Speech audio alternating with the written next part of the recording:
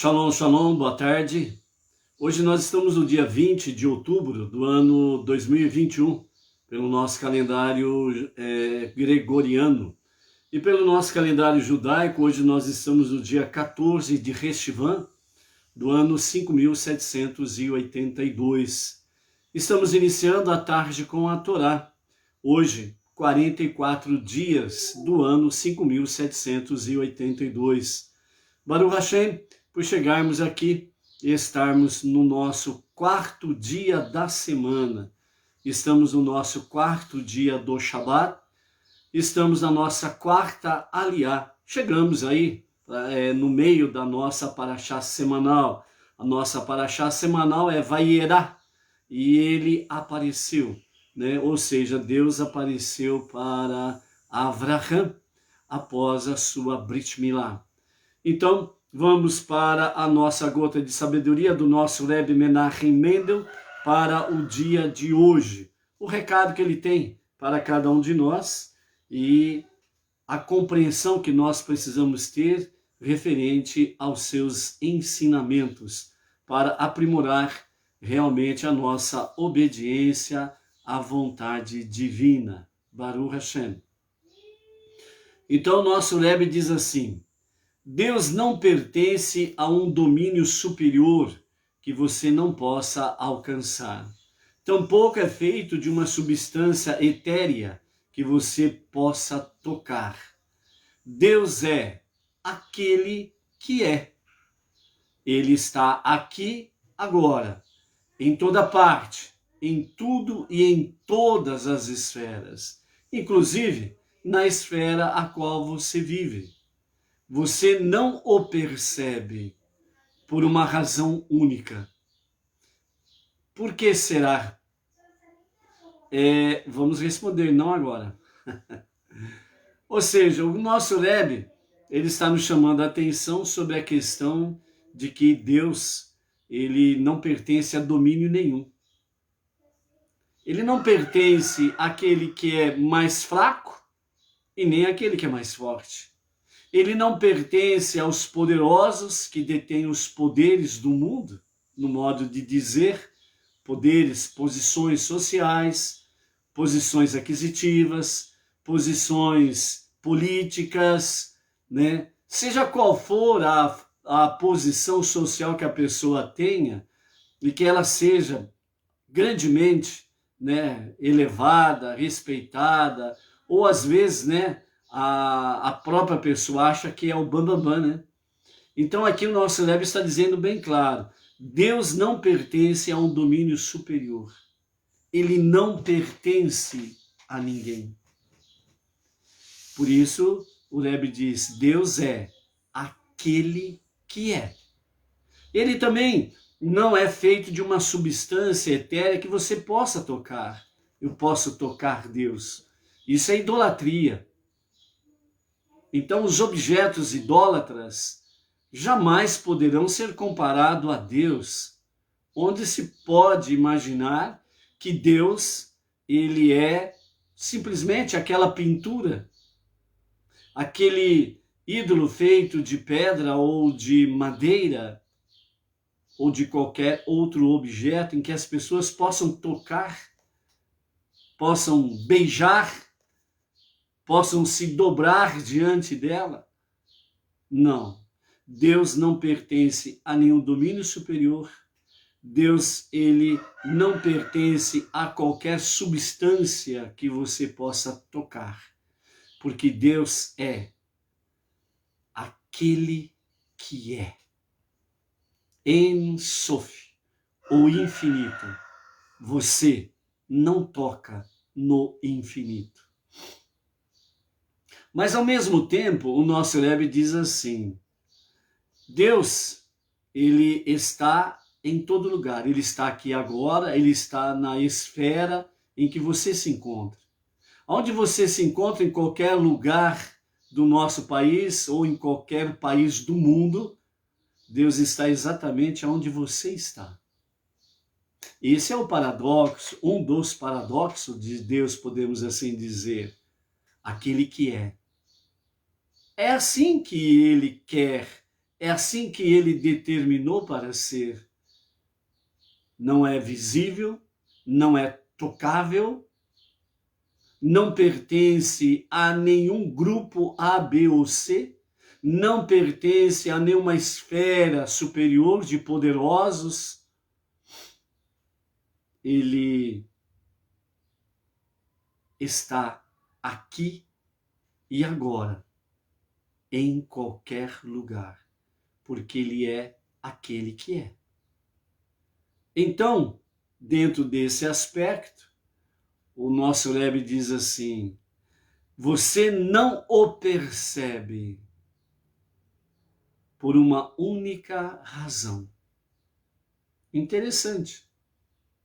Ainda não demos a resposta daquilo que o Rebbe está dizendo. Você não o percebe por uma única razão.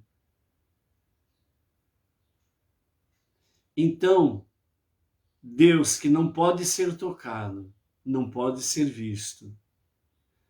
Ele que é Ein Sof, ele é o infinito. Mas é ele, como diz o profeta, que enche todo o céu e toda a terra. Não há espaço vazio aonde ele não possa estar. Por isso que quando se fala da profecia, realmente dos dias da redenção final, os dias de Mashiach, em que fala que a palavra da Torá, a palavra dos 5 primeiros livros da Bíblia, ela sairá de Jerusalém e vai percorrer todas as nações da terra. E aí diz, e assim a palavra do Eterno, ela cobrirá toda a terra, assim como as águas cobrem o fundo do mar. Numa interpretação dos nossos sábios mais elevada. Ou seja, assim como nas profundezas do mar não existe um único espaço vazio onde água não possa estar, assim, nos dias da redenção final acontecerá. Não haverá um espaço sequer vazio em todo o planeta, em todo o universo, que a palavra de Deus não estará. Não haverá espaço.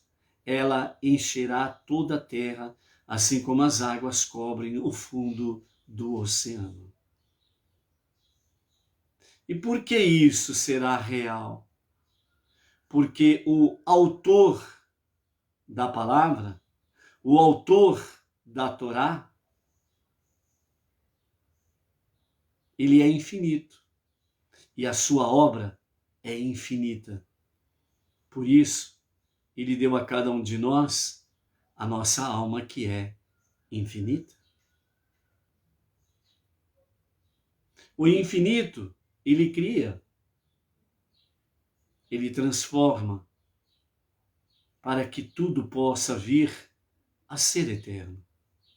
Então, você não percebe, diz o nosso Rebbe, por uma única razão. Qual é esta razão? Por que que Deus ele fez isto?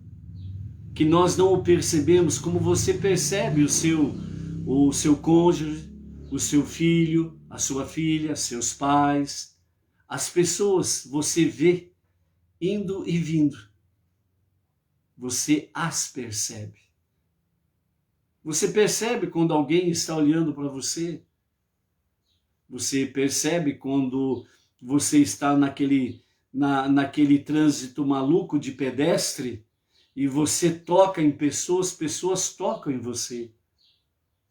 Mas Deus, ele fez essa providência. Você não o percebe por uma única razão. E essa única razão é seu desejo, é o desejo de Deus, é o desejo do Eterno, que simplesmente você o busque. Por isso que nós não temos essa percepção de Deus como nós temos das pessoas, porque é o desejo dele que nós venhamos procurá-lo. Por isso o profeta, né, Deus usando o profeta, ele disse: buscar-me-eis e me encontrareis, quando me buscardes de todo o vosso coração. Simplesmente assim. É da vontade dele que você o busque, para que você possa senti-lo, para que você possa experimentar Deus. Baruch Hashem. Vamos em frente. Luiz Ribeiro, Grande São Paulo, Itaquera, Baruch Hashem. A Luciana Rodrigues, Baruch Hashem, a primeira a se conectar hoje, Luciana, aqui de Marília, nossa região.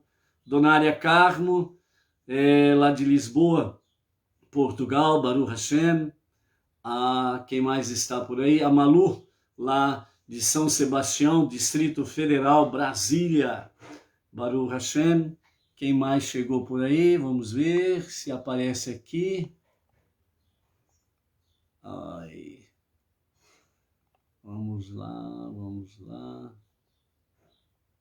Aqui por enquanto só está aparecendo, né, esses nomes que nós acabamos de mencionar, ok? Quem for chegando, quem está, manda um shalom aí que aparece o nome aí, ok? Baruch Hashem. Então, amados, hoje nós estamos no nosso quarto dia da semana, o quarto dia do Shabat, e portanto nós estamos na nossa quarta leitura da nossa paraxá semanal. A nossa paraxá semanal é Lech Lechá. Temos aí, de fato, e ele apareceu, Deus apareceu para Abraham depois da Brit Milá, e então, dessa forma aí, nós temos as revelações mais profundas, mais elevadas.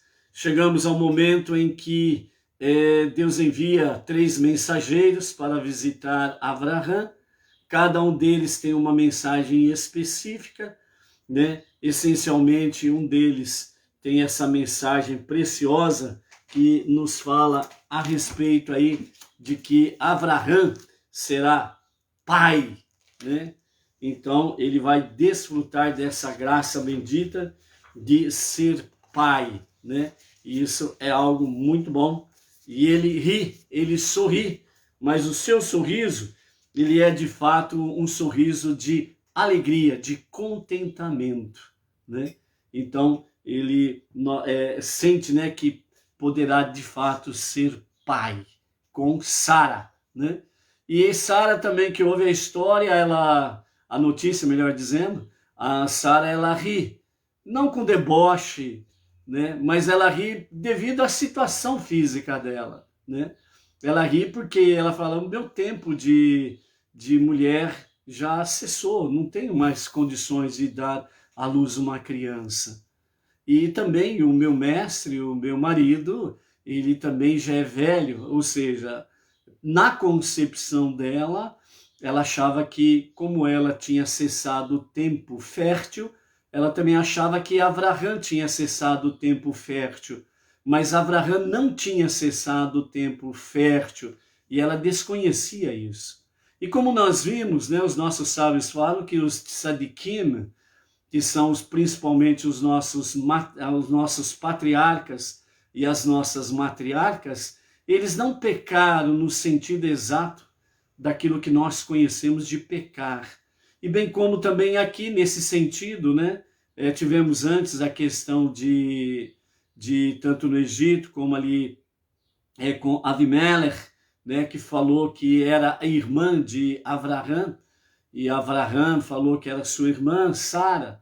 E também eles não mentiram, porque os nossos sábios falam claramente que, principalmente, o estilo de vida que eles vivenciavam era toda a família juntos, né, morando num conglomerado, vamos assim dizer, mas juntos, unidos. Então, sobrinhos, né, eram tidos como irmãos, né, era tudo uma parentela só. Os avós eram chamados de pais pelos próprios netos, por exemplo, né?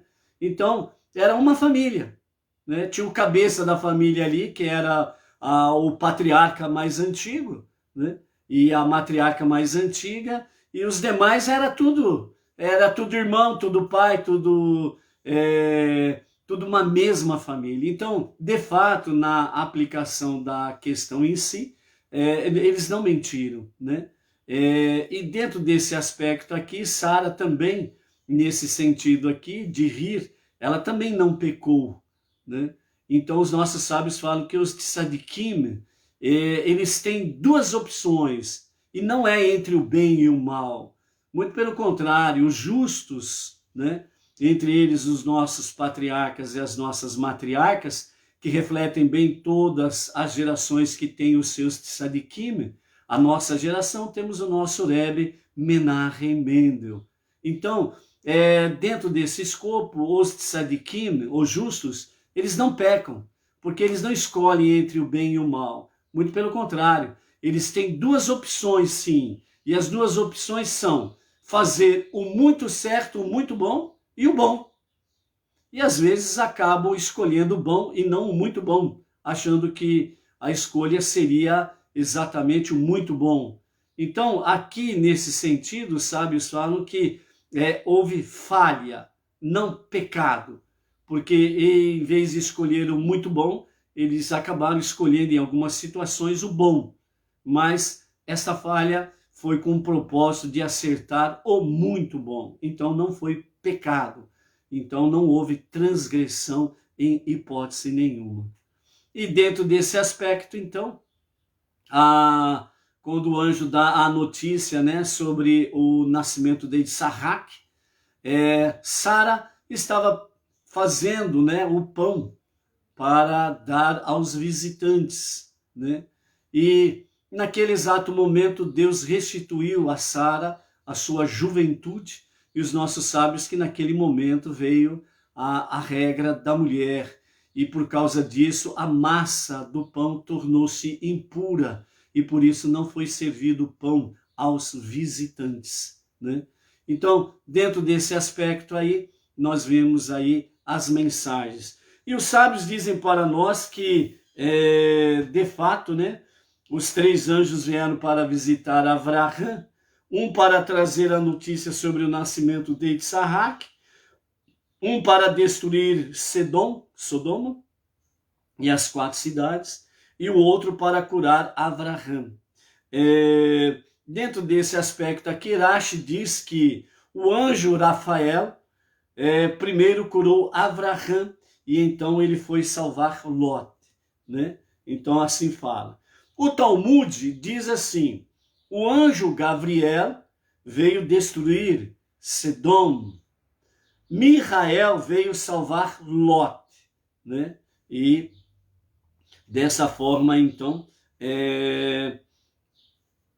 são os três anjos, Rafael, Gabriel e Michael, né? O Talmud e o Midrash, eles trazem para nós, dentro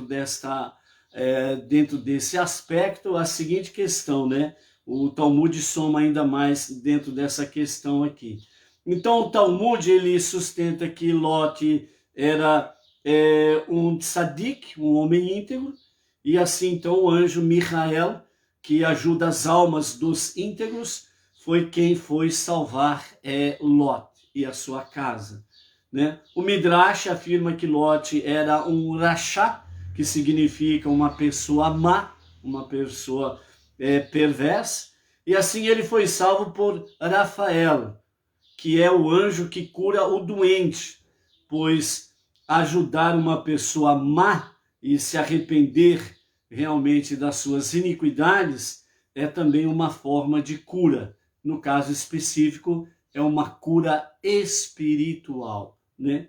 Então, nesse sentido aí, né, seja qual for o aspecto, vamos dizer, na realidade dos fatos, nós temos aí os três anjos nesta ação em forma humana, né? Rafael, Gabriel e Michael, né? Então, os três anjos nesta empreitada, ok? Então, isso é muito bom. E dentro desse aspecto, então, nós temos aí um momento em que se inicia a destruição, os preparativos para a destruição das 5 cidades, né? Abraão, a princípio, tenta defender, né, as 5 cidades para que não fossem destruídas se houvesse 50 justos. Como são 5 cidades, 10 justos em cada cidade, então dá 50 justos. E é interessante nós observarmos esse fato também, amados, que foi pedido o mínimo, né? Abraão, ele estava pedindo o mínimo.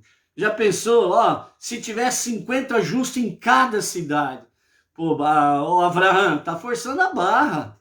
50 justos em cada cidade, né? Aí tá querendo exigir demais, não é verdade? Mas foi pedido o mínimo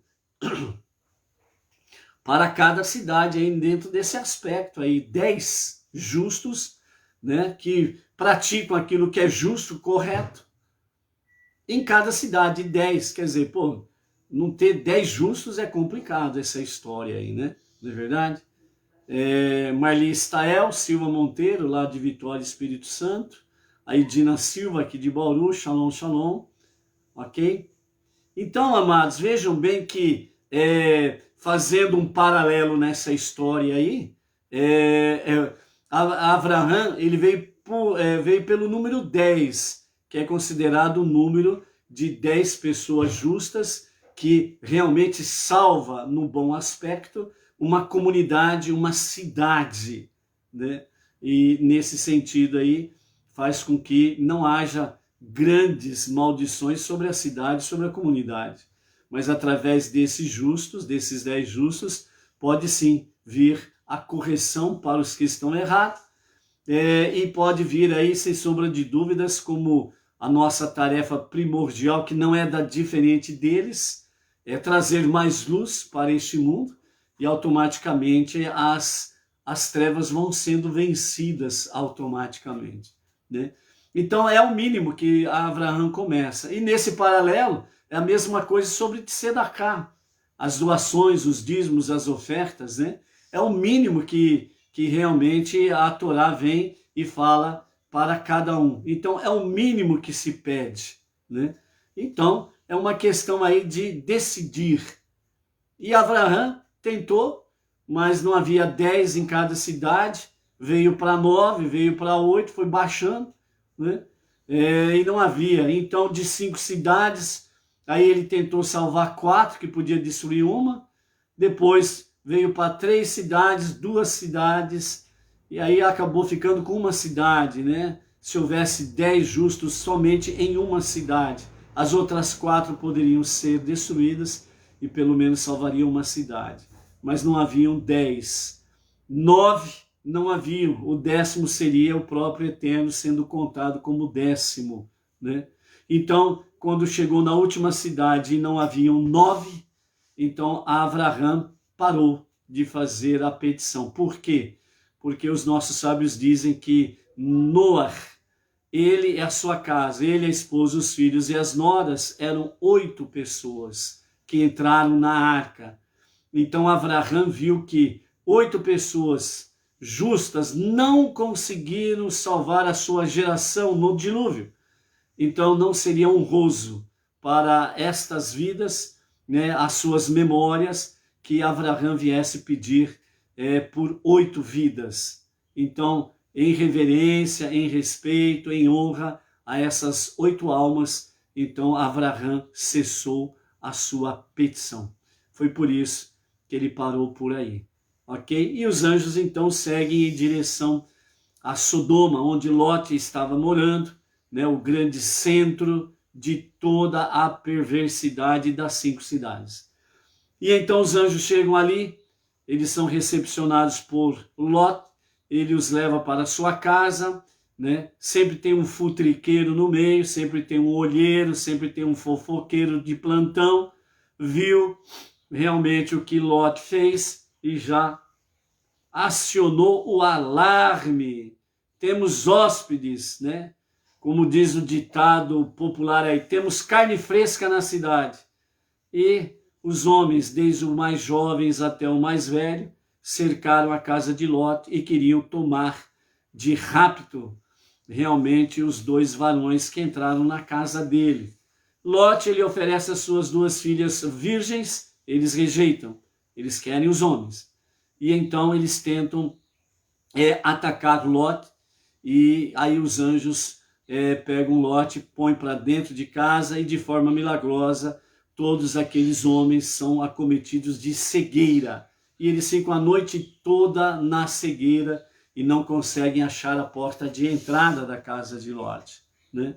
Então, dessa forma aí, então os anjos, ao amanhecer do dia, pegam Lote e a sua família e levam para fora dos domínios de Sodoma e das cidades da planície, para que possam começar realmente a aniquilar a cidade. Então, nós vamos entrar dentro desse aspecto aqui, ok?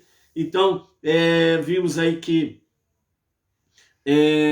Lote, ele pede para se refugiar na cidade de Tsoar, a cidade bela, que era das 5 cidades, era a mais nova, fazia 1 ano que ela tinha surgido, tinha poucos habitantes e a sua iniquidade era menor, era pequena. Então, nesse momento, Lote, ele pede para fugir para essa cidade, e dessa forma, então, esta 5ª cidade, ela é salva da destruição, enquanto que as outras 4 cidades, né, Sodoma, Gomorra, Admá e Tsevoim, estas 4 cidades padecem até os dias de hoje, lá no fundo do Mar Morto, que é conhecido mundialmente como Mar Morto, porque não há vida ali, nenhum tipo de vida ali. Então, na nossa 4ª leitura, capítulo 19, a partir do versículo 21, vamos até o capítulo 21 e o verso 4, com os comentários de Irache nesse sentido aí, ok? Então, o anjo respondeu-lhe: também neste caso te favoreci, não só te salvarei, não aniquilarei a cidade a qual falaste, que é Tsoar, a bela. Mas apressa-te, escapa para lá, pois nada posso fazer até que chegues lá. Por ter atribuído a capacidade de aniquilar a cidade em si mesmo, o que poderia ser interpretado como uma manifestação de arrogância, o anjo foi forçado, nesse ponto, a admitir que não podia agir sem o consentimento de Deus. Então, os anjos ali, em forma de homens, né, em forma humana, eles estavam ali aparentemente determinando essa questão sobre Lote e tudo que estava concernente a salvar a sua família e destruir as 4 cidades da planície, né? Então, para que não parasse dúvida, então o anjo falou nessa forma aqui, né? Que não poderia fazer nada até que eles cheguem lá. Nessa questão aqui, os sábios falam que o anjo está mostrando realmente a dependência de Deus para decidir. Eles não decidem por si mesmos, né? Então, dentro desse aspecto aqui, os sábios falam que os anjos, exatamente por ter essa conexão muito forte com Deus, e por isso Deus, ele está falando através dos anjos, né? Então, é nesse sentido que a percepção está em Deus e não nos anjos. A percepção é em Deus e não naqueles 2 varões. Então, é dentro desse aspecto que os nossos comentaristas falam aí, ok? Então, a cidade de Bela foi, portanto, denominada Tsoar, que significa pequena. O sol já se erguera sobre a terra quando Lote chegou a Tsoar. Aqui também Deus, ele respeitosamente consultou sua corte celeste e fez chover enxofre e fogo sobre Sodoma e Gomorra, de Deus do céu. Inicialmente caiu uma chuva incomum para dar-lhe uma única chance de arrependimento. Porém, eles se recusaram, como aconteceu com a geração do dilúvio, e a se converterem. E, portanto, então, a pequena chuva virou uma grande tempestade de enxofre e fogo. De manhã cedo, Deus aniquilou essas 4 cidades e a planície inteira, né? Quando se fala planície inteira, está se referindo exatamente a Sodoma, junto com todos os seus habitantes das cidades e a vegetação do solo. Todas elas se situavam em uma só parte da crosta terrestre, de maneira que Deus simplesmente levantou uma placa rochosa e ela virou. E se ele tivesse esperado até mais tarde, quando a lua já não estivesse brilhando, os adoradores da lua locais poderiam alegar que teriam sido poupados se a lua estivesse aparecendo. E se ele houvesse provocado a destruição à noite, os adoradores do sol, então diriam, que teriam sido poupados se o sol estivesse aparecendo. Então, quando fala que a ação da destruição das 4 cidades, ela aconteceu na parte da manhã, exatamente no momento em que dá para se ver os 2 astros, a lua e o sol. Quantas e quantas vezes que nós vimos na parte da manhã, o dia surgindo, o sol aparecendo, a lua de um lado e o sol do outro lado. Então Deus ele fez acontecer exatamente nesse horário, onde os 2 astros estavam ali presentes, para que os adoradores ou do sol ou da lua não viessem dizer aí, meu Deus, se ele estivesse brilhando, ele teria nos protegido, Então, para que não houvesse aí, algo semelhante, então exatamente no momento em que os 2 astros podem ser vistos, foi o momento da ação divina, mostrando de fato para tanto aqueles daquela geração perversa que estavam sofrendo o seu juízo, porque eles também estavam vendo os 2 astros, então, portanto, que Deus é esse que não pode te salvar. E também para gerações daquele momento e futuras, para realmente compreenderem que não há Deus fora do único e o verdadeiro Deus e Salvador e único Criador. Só Ele é Deus, só Ele é que deve ser adorado, mais nada e mais ninguém, ponto. E então, verso 26, que nós estamos no verso 25, falando da lua e do sol, com os comentários de Rashi.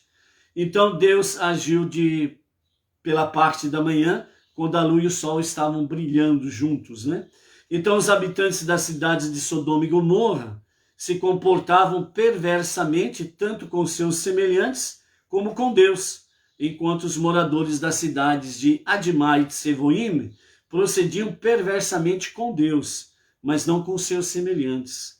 Uma vez que a conduta antissocial subverte todo o propósito da criação, Sodoma e Gomorra foram queimadas e reduzidas a cinzas, além de terem sido aniquiladas, enquanto que Admá e Tsevoim só foram aniquiladas.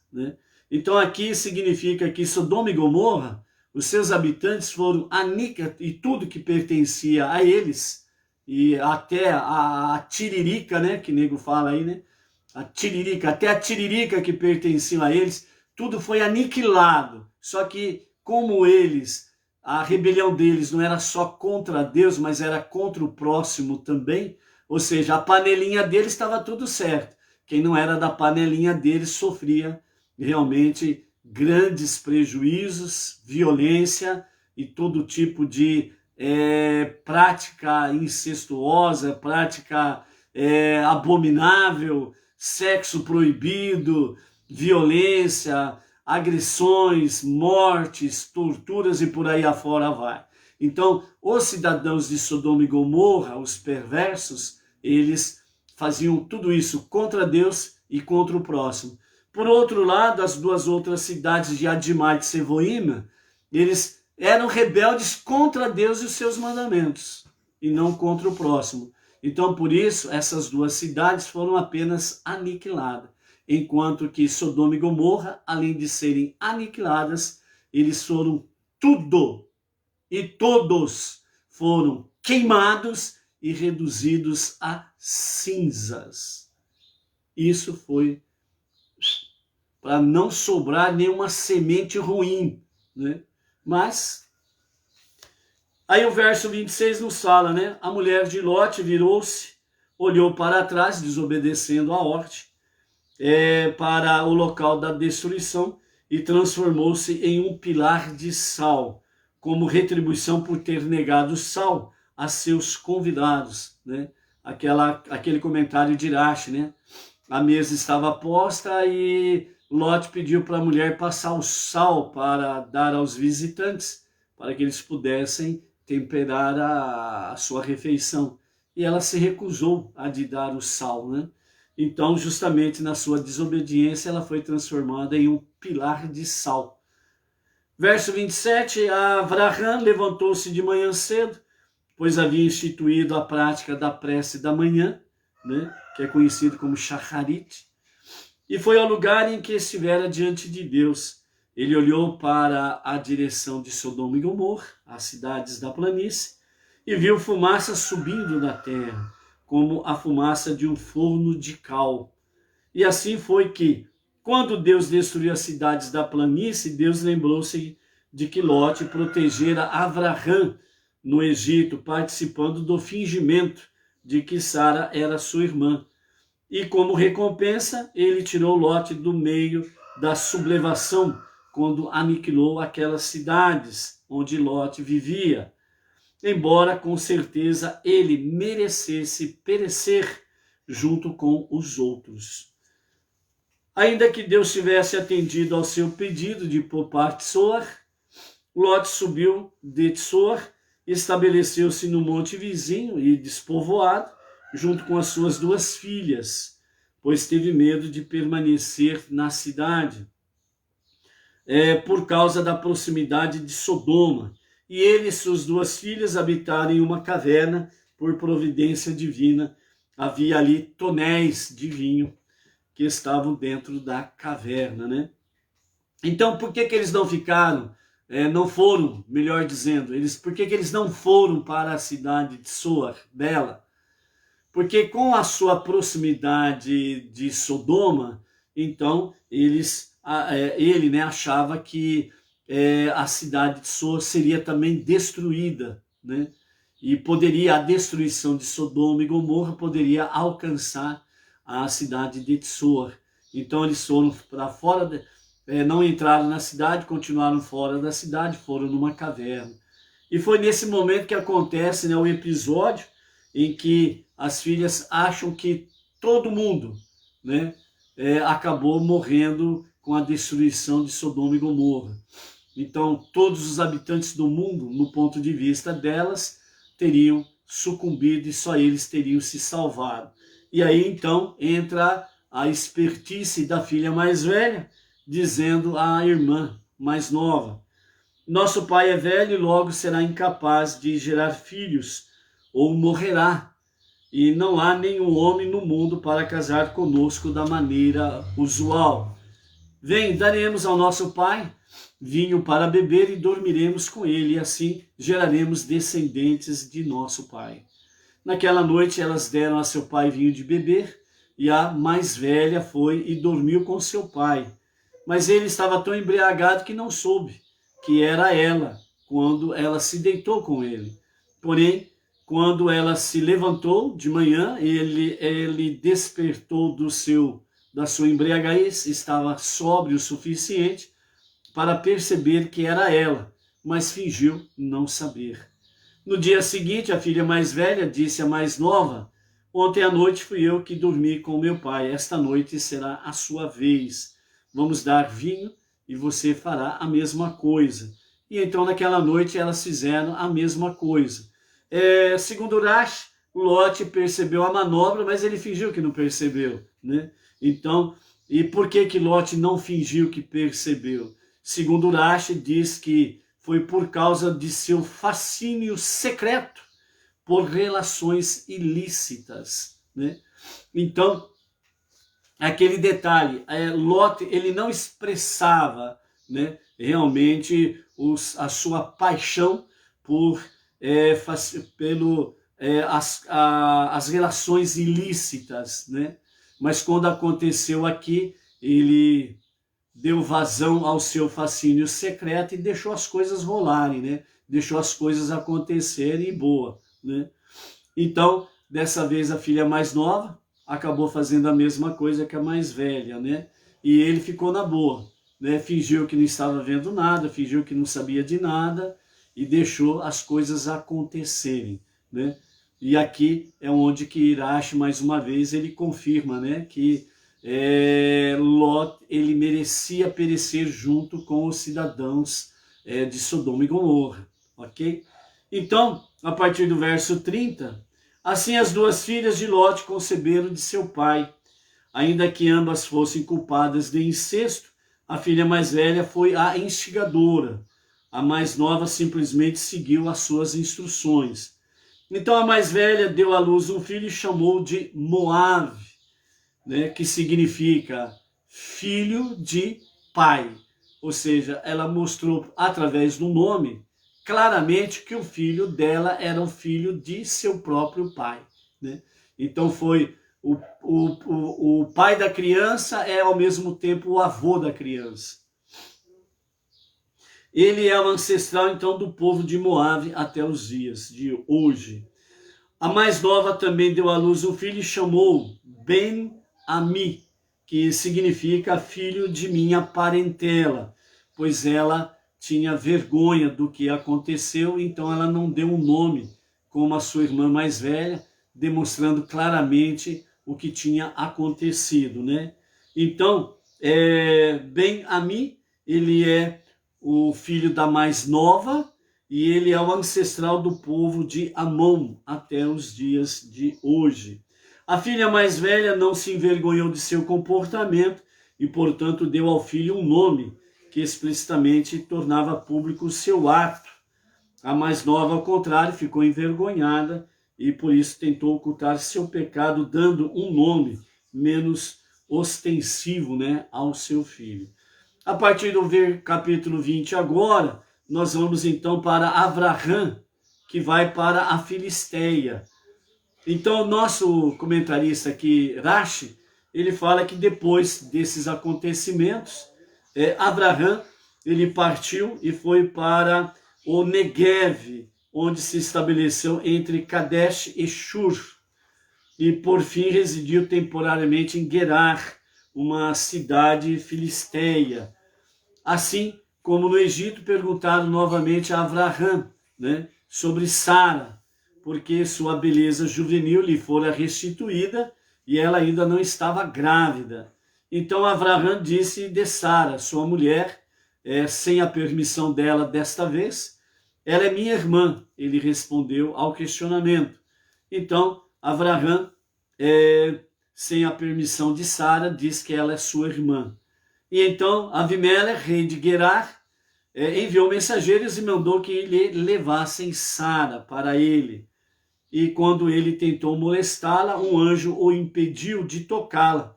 Além disso, a pedido de Sara, Deus bloqueou todos os canais de secreção do corpo do rei e de todos da sua casa. Isto é, dos órgãos excretores e reprodutores, bem como das orelhas e narinas. Ou seja, Deus simplesmente bloqueou todos os orifícios, né?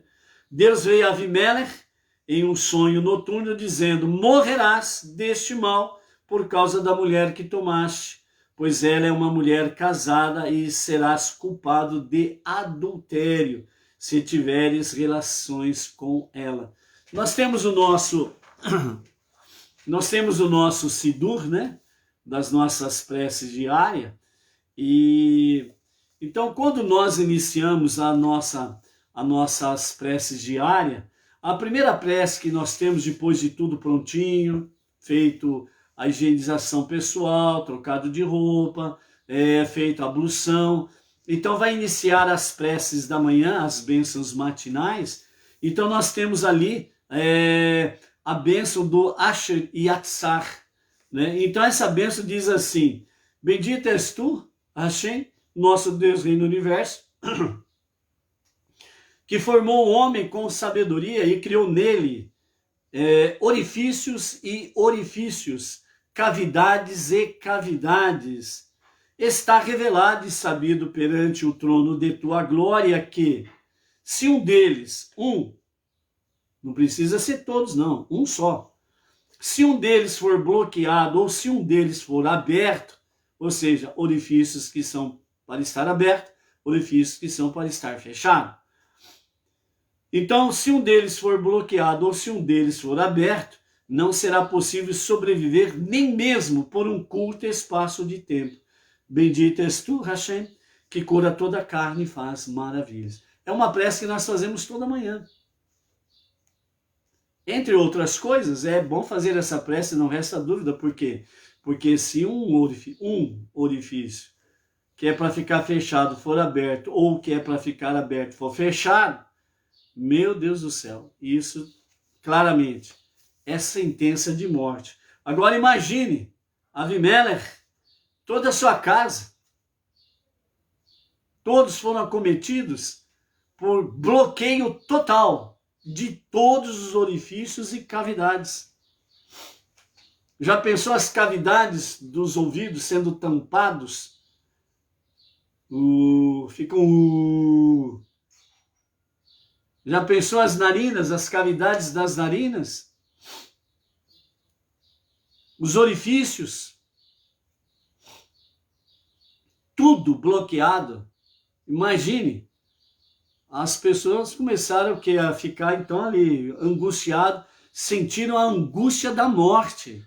E por isso, no sonho noturno de Avimelech, Deus falou para ele: morrerás deste mal por causa da mulher que tomaste.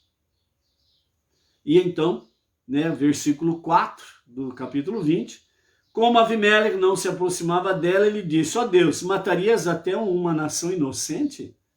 Devo concluir que também extirpasse infundadamente a geração do dilúvio e do mesmo modo punisse a geração da dispersão, a Torre de Babel?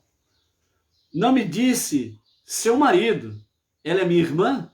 E ela mesma também disse, ele é meu irmão. Ela confirmou. Então, nesse momento, a Avimelech estava fazendo sua petição em sua defesa, em defesa da sua casa e do seu povo.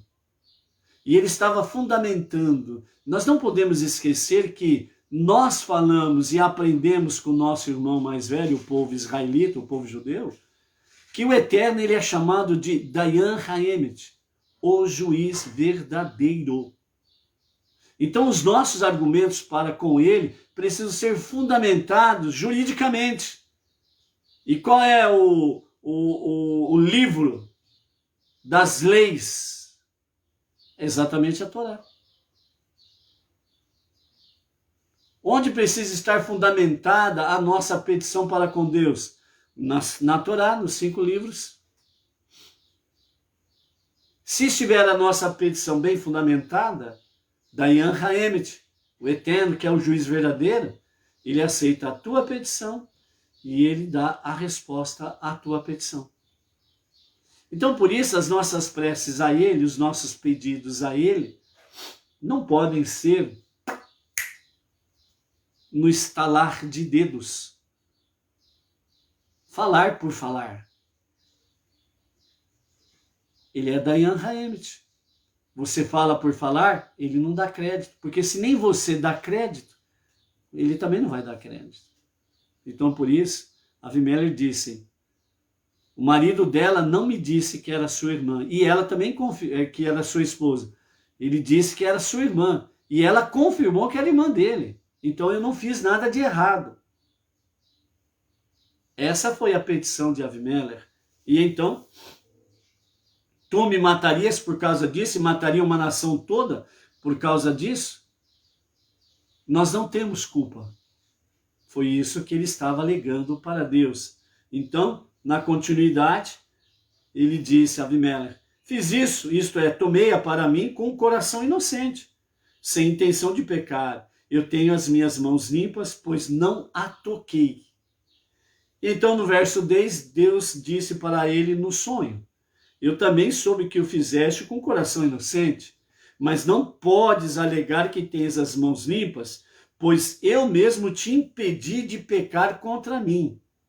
Eu que te impedi de tocar nela. É isso que Deus estava dizendo para ele no sonho. Então, enviando a ti um anjo para que você não pudesse tocá-la. Foi justamente porque eu sabia que não pretendias fazer nada errado, então eu não te deixei tocá-la. Então Deus estava respondendo para ele que ele sabia sim da sua ação correta. E como ele não queria pecar, eu providenciei para você um anjo para te impedir de tocar nela.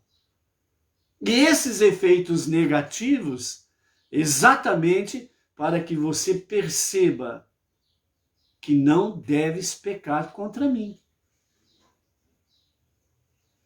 E então, qual é o resultado disso? Verso 7, Deus diz: agora devolve a mulher do homem. Não temas que ele não queira aceitá-la de volta ou te acuse por teus atos e não reze por ti. Pois ele é um profeta e sabe, portanto, que não a violaste e és inocente. Assim, ele, Avraham, rezará por ti e viverás. Porém, se não a devolveres, está certo de que morrerás, tu e tudo que é teu. Então Avimelech levantou de manhã, chamou Avraham e fez o que tinha que ser feito. Restituiu Sara a Avraham. Avraham fez prece por ele, abençoou ele, a sua casa, o seu povo, e não sofreram nenhum tipo de maldição. Paralelamente, o que nós precisamos aprender aqui, dentro desta questão aqui? Quando Avimelech disse a Deus, sou inocente, e ele fundamentou a sua inocência, Deus disse, reconheço que você é inocente. Então, Dayan Haemet, o Eterno, o juiz verdadeiro, ele não é cego, ele não é injusto, ele não é incorreto. Tanto é que ele fala ainda para ele, para Avimelech, eu providenciei que você não concretizasse o erro. Ou seja, eu enviei um anjo para te impedir que tocasse nela, para que você não pecasse. Então, dentro desse aspecto aqui, uma lição que nós podemos aprender é a seguinte: muitas vezes nós fazemos petições ao Eterno e nós achamos que ele vai, no estalar de dedo, responder imediatamente. O mundo vai virar de ponta cabeça, só você que vai ficar em pé. Todo mundo vai sacudir a poeira, só você que vai ficar limpinho, bonitinho. E não é assim. É exatamente o contrário. Todo mundo fica em pé, é você que cai. Todo mundo fica limpinho, é você que fica empoeirado porque você é lançado no chão para aprender a humildade e não se esquecer dela. Ou seja, muitas vezes nós fazemos as nossas petições para o Eterno e depois de algum tempinho, num curto espaço de tempo, obviamente, começa a acontecer coisas diferentes do que você pediu. Tribulações, agitações, coisas negativas, aparentemente negativas, e você fala, puxa vida, meu Deus, eu pedi para ti tal coisa, eu pedi a ti tal situação, e de repente o meu mundo ficou de ponta cabeça. Por que isso? Esta é a resposta que Deus deu a Avimelech. E é a resposta que ele nos dá e que nós muitas vezes não o percebemos. É o que diz o nosso Rebbe Menachem Mendel na Gota de Sabedoria de hoje. Você não percebe a Deus porque é uma providência dele. É a vontade dele que você não o perceba. Qual a finalidade? Para que você o busque de todo o seu coração. Então, meu Deus, por que o meu mundo ficou de ponta cabeça? É melhor você pedir sabedoria, discernimento, para compreender por que o seu mundo ficou de ponta cabeça. Do que ele está te livrando, do que ele está te guardando. A sua petição, ela foi realmente adequada aos olhos divinos para responder exatamente do jeito que você pediu? Será que Deus não viu ali na frente que se ele respondesse exatamente do jeito que você pediu, realmente você ficaria não só fisicamente, materialmente, financeiramente, mas espiritualmente de ponta cabeça? E aí você perderia a conexão com Deus? Um exemplo simples. Muitas vezes as pessoas pedem que querem ficar ricas. Oh, meu Deus, eu vou lançar minha sorte na sorte grande. Faça com que dê os números adequados lá para eu ficar ricão. E você não acerta nenhum número. Aí você fala, puxa vida, nenhum número, meu Deus, nenhum número. Será porque ele sabe que se você ficar rico, você vai perder a conexão com ele e não vai participar do Olam Rabá? Então, nós precisamos fazer sim as nossas petições a Hashem, mas tem que ter fundamento. Lembrando que a nossa tarefa primordial, suprema, é transformar esse mundo para ser o lar de Deus. Então, a sua vida, a sua família, os seus bens materiais, os seus bens financeiros, tudo que estiver ligado, conectado contigo, precisa ter essa conexão com esta tarefa suprema. Senão não adianta. Não vale a pena. Você pode desfrutar do bem-estar e do shalom. Você pode ter as suas férias, você pode viajar de férias. Não restam dúvidas. Então quer dizer que eu tenho bens, eu tenho posses, mas eu não posso desfrutar? Lógico que você pode desfrutar. Só que você não pode esquecer o essencial. Já pensou se você sai de férias e esquece a sua vida para trás? Como você vai desfrutar essas férias? Se você esqueceu a vida para trás. Você deixou a sua vida lá atrás. O seu eu essencial. A pessoa maravilhosa que Deus criou. A sua alma divina. Você deixou a sua vida ali atrás em busca dos seus prazeres. Esqueceu o essencial, primordial, que é fazer, ajudar, contribuir para que o mundo seja transformado na casa de Deus. E então você se voltou só para o seu eu, só para o seu bem-estar, só para os seus prazeres, e você colocou as suas pernas em marcha para desfrutar dos seus prazeres e paixões. E esqueceu sua vida ali atrás. Então essa é a questão que nós podemos aprender aqui nesta lição prática. Deus não nos impede de sermos ricos, prósperos, de podermos sair de férias, de podermos desfrutar do bem bom, entre aspas, né, obviamente, ok? Né? Vamos dizer aí, né, a natureza linda, maravilhosa que o nosso país tem, por exemplo. Já muitos entendidos em turismo falam que não existe país igual ao nosso. Não existe uma natureza igual à nossa. Não existe belezas naturais igual à nossa, do Brasil. Deus não nos impede de desfrutarmos destas coisas. Só que nós não podemos esquecer o essencial. E nós não podemos deixar de viver o essencial. Você vai sair de férias, você vai fazer o seu turismo, mas você não pode esquecer as suas preces diárias, o estudo da Torá, o estudo das 7 leis universais, a techuvá, o seu retorno a Deus para o verdadeiro e genuíno arrependimento. Você não pode esquecer a sua tzedakah, suas contribuições, as suas boas ações. Você não pode esquecer a sua vida para trás. Estas coisas são a tua vida, a nossa vida. E se nós deixarmos no esquecimento, nós estamos esquecendo de fato de viver. Apenas zumbis que vão, desfrutam aparentemente, desfrutam disso e daquilo, mas não têm a felicidade que deveria ter, não têm o shalom que deveriam ter, não tem a proteção do Eterno, ou Hashem Shalom, o Eterno da paz, por causa disso. Então, fundamento é importante, ok?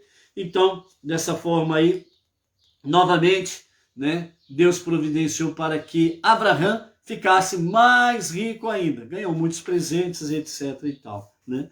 Então, isso é muito bom, né? Então, aí o rei Avimelech, né? Ali ele argumenta as questões com Abraão, fala, puxa vida, rapaz, você quase que me matou. Quase que você matou todos da minha casa. Quase que você matou todo o meu povo. Porque você não disse que ela era tua esposa, você simplesmente disse que era sua irmã, né? E ela confirmou que era sua irmã. Então Abraão e Sara, nesse momento, estavam sendo questionados por Avimelech, né? E então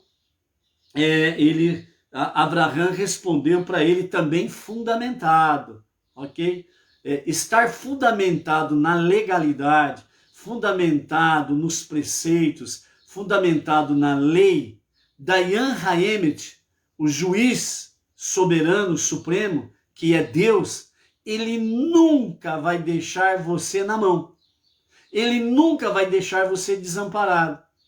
Mesmo que você tenha uma ação judicial, literalmente falando, e você não venceu nada até agora, fala, puxa vida, Deus, o Senhor sabe da legalidade, o Senhor sabe do meu fundamento, o Senhor sabe que eu tenho direito legal sobre ganhar esta demanda, e meu mundo está de cabeça para baixo. E aí? É exatamente aí que você precisa buscar a reflexão junto a Deus, porque será que essa é a hora adequada de você ter a vitória, juridicamente falando? Deus sabe o momento certo.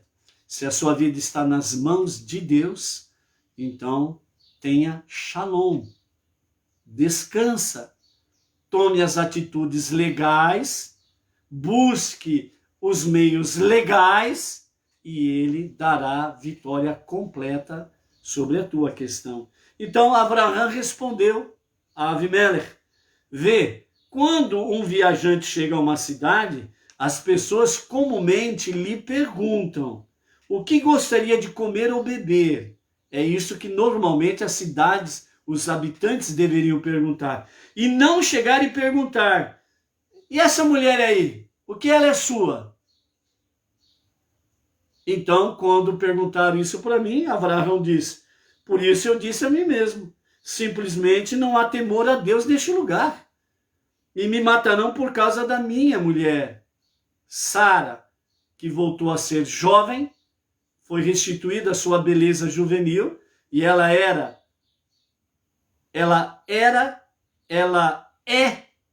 e sempre será, segundo os nossos sábios, a mulher mais bela da história da humanidade. Sara, ela foi, é e sempre será a mulher mais bela de toda a história da humanidade. Então Abraão falou, meu pescoço está a prêmio, vão me matar. A beleza dessa mulher. E como nós vimos anteriormente, né? Então Abraão, ele confiava em Deus e ele sabia que Sara tinha méritos, como aconteceu da outra vez no Egito e agora aqui. Abraão sabia muito bem que Sara tinha méritos para ter a proteção divina e que Deus enviaria um anjo para protegê-la.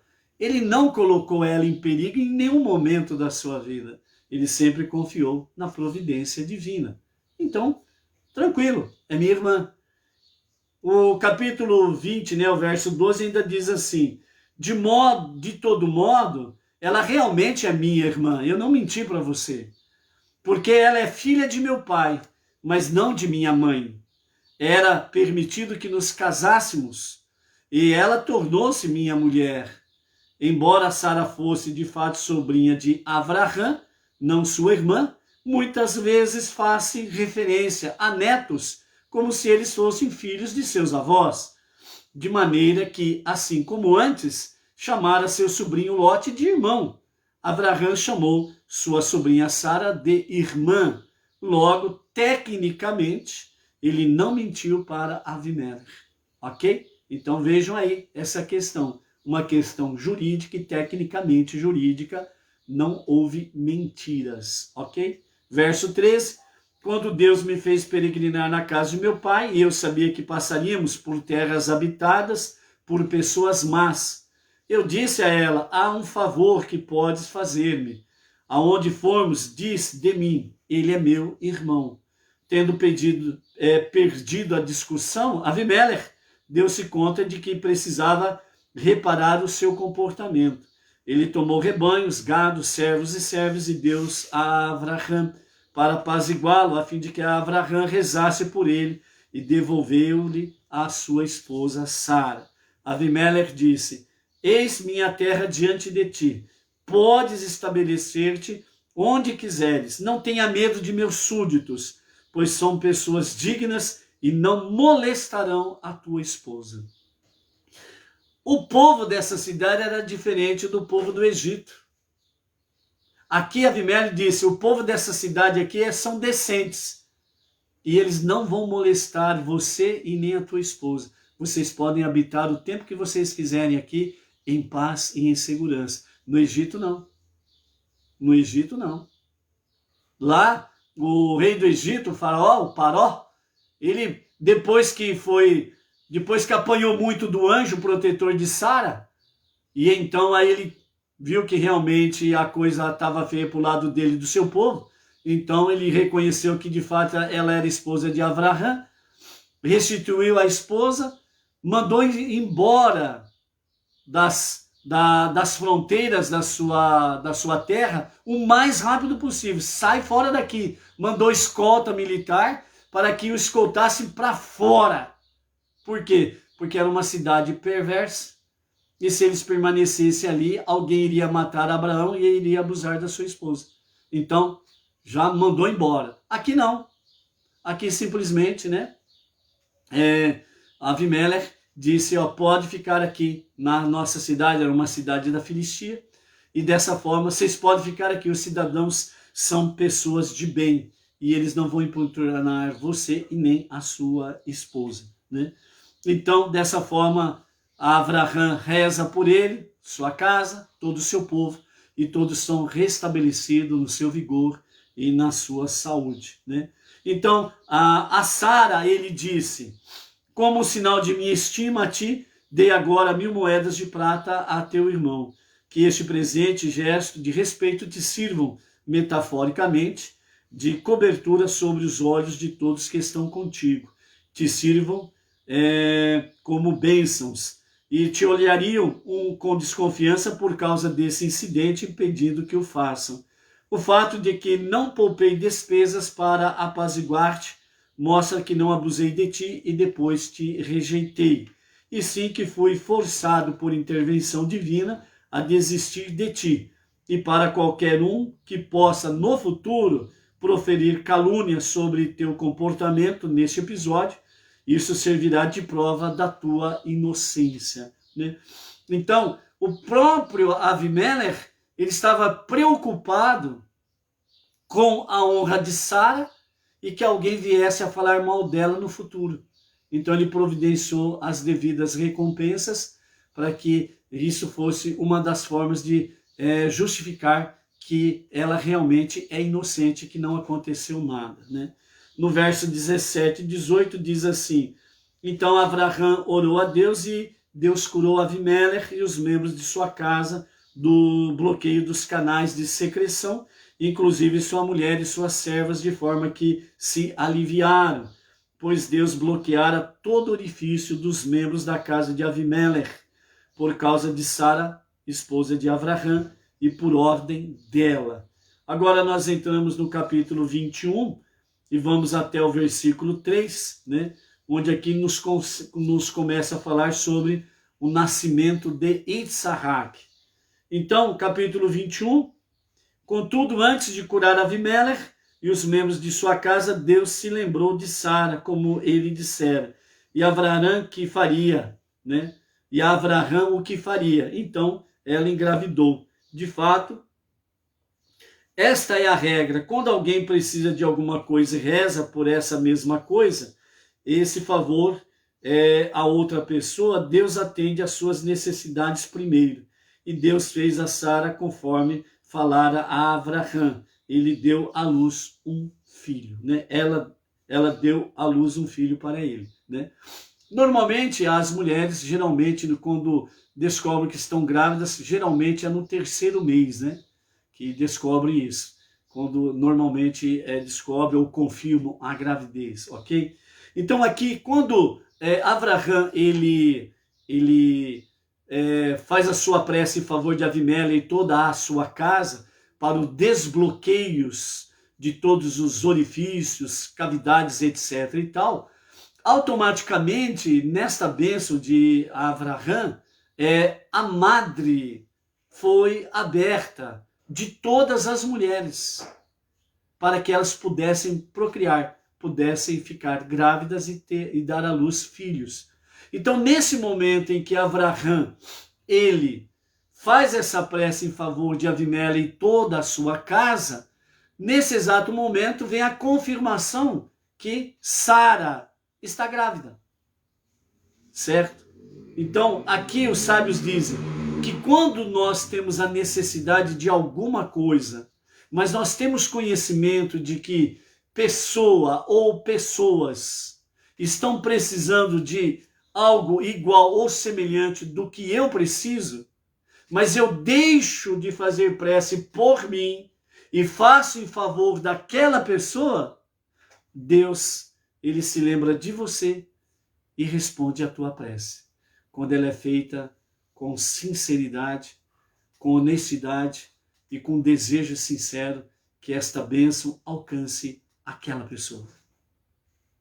Então aqui é um outro aprendizado que nós temos sobre como fazer preces voluntárias, espontâneas, em favor das pessoas, em que nós somos abençoados ao mesmo tempo. Ok? Então, verso 2, assim Sara concebeu e deu à luz um filho para Abraão em sua velhice, no tempo designado de que Deus falara, 15 de Nissan do ano 2048. Houve zombadores que não acreditaram que o filho era de Abraão e Sara.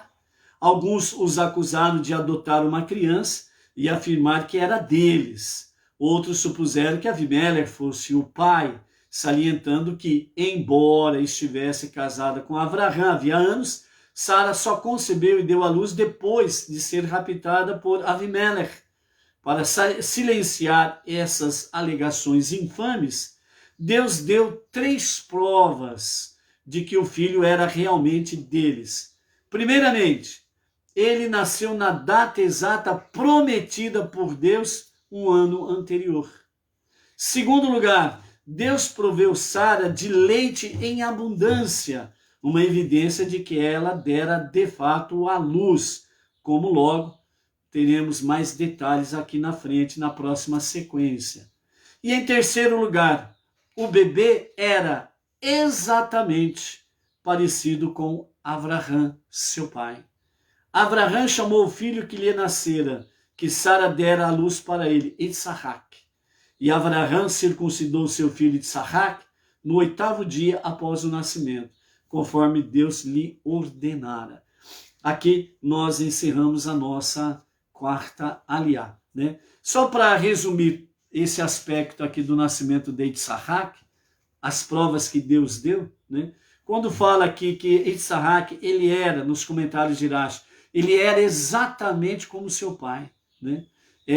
Nós vamos ver na sequência aqui dos dias, mas resumindo, para concluirmos de forma satisfatória sobre essa questão, Abraão, Sara e Itsahac, né? Itsahac, ele era tão parecido com o pai dele, que quando eles apareciam em público, ninguém sabia quem era o pai e quem era o filho, de tão idênticos que eles eram. E aí, Abraão, ele faz um pedido a Deus para que possa se distinguir quem é o pai e quem é o filho. Aí nós vamos falar na próxima oportunidade. É muito bom A Torá é maravilhosa, ok? Mas eles eram idênticos. Ninguém sabia que era o pai ou o filho, né? Porque até então não havia velhice, ok? Uma pista aí. Então, dessa forma, Abraham e Isaac eram como se fossem irmãos gêmeos idênticos. Nada havia de diferença entre os dois, ok? Então aqui nós encerramos a nossa live de hoje, os nossos ensinamentos que nós temos para nós. Que o Eterno abençoe as vossas vidas e que amanhã possamos juntos estarmos aqui em A Tarde com a Torá. Shalom, shalom. Até amanhã.